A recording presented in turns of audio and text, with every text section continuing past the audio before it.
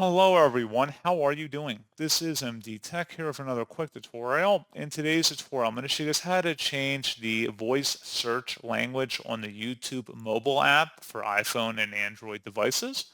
So this should hopefully be a pretty straightforward process here, guys. And without further ado, let's go ahead and jump right into it. So all you have to do is select your user profile in the bottom right. And then you want to select your gear icon in the top right corner. Just go ahead and select that. Underneath General, select the General button.